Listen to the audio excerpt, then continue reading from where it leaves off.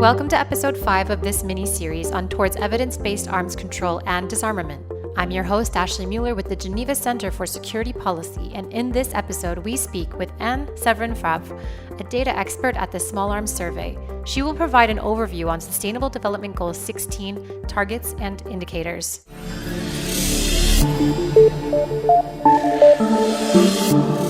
Anne Severin-Favre, you are data expert at Small Arms Survey. Among the Sustainable Development Goals for 2030 adopted by the United Nations, there is a Goal 16 to promote peaceful and inclusive societies for sustainable development, provide access to justice for all, and build effective, accountable, and inclusive institutions at all levels.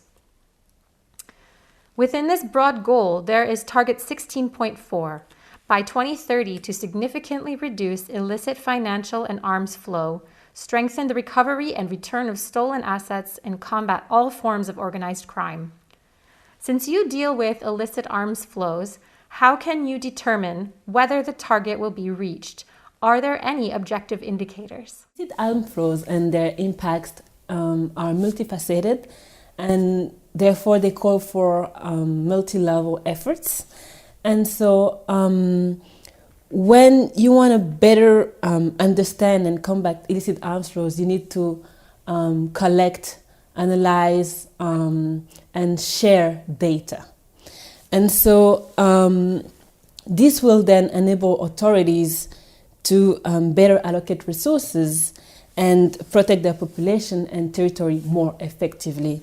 So the indicators guiding the data are really crucial to support policy making, and especially evidence-based policy making. And they can also help develop strategies or targeted policies. The SDGs support these efforts at a global level. And so the related target related to illicit arms flows, so for example 16.4, like you said, or there's also 16.1 with the reduction of violent death. They are part of that global framework, but in a way you need also to have national indicators so that are adapted to national context. And so SDGs is more on the global level and it's more aimed at being universal, and so they need to be adapted to national context. And this was known since the inception of the 2030 agenda, since in the resolution that established the Sustainable Development Goals, there was already the encouragement to have national adapted indicators. And so in this respect, the Small Arms Survey, in consultation with interested countries and the African Union Commission, has developed national indicators, so adapted to national context. So those one can inform global indicators, but also they can help monitor and evaluate various small arms related interventions that are national. And so the indicators support key issues of small arms control, from illicit arms flows to the prevention and reduction of violent death related to the misuse of small arms, to the implementation and monitoring of small arms control intervention, as I said. And so here you can see the examples of the national indicators that were developed.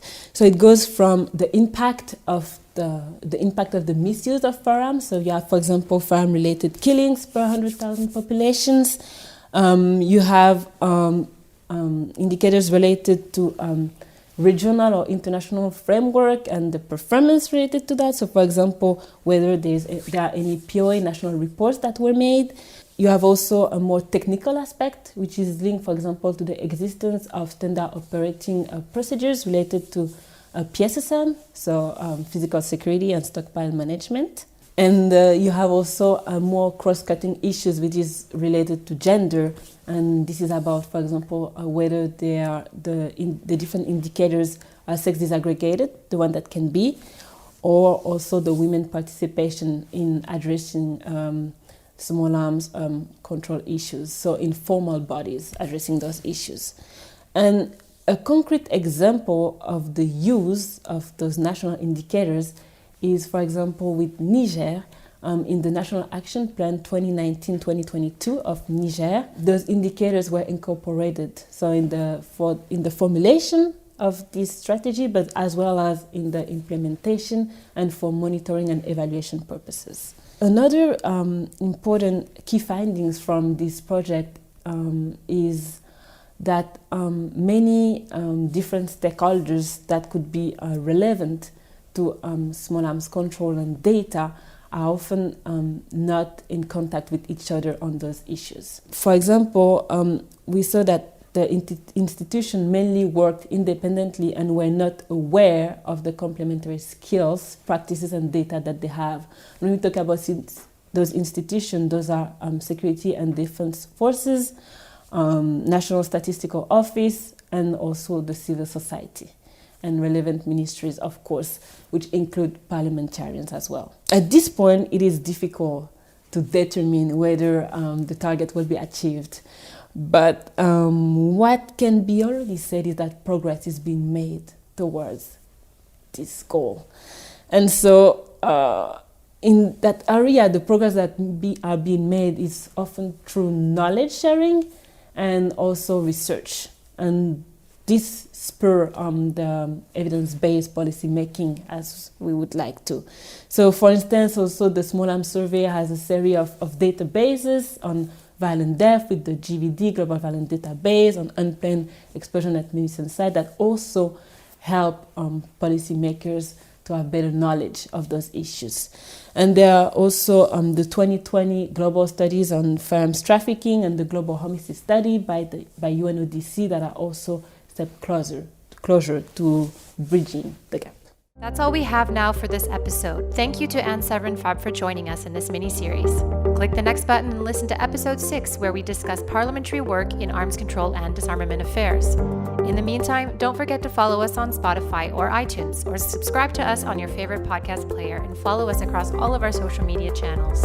Click the next button to get to the next episode.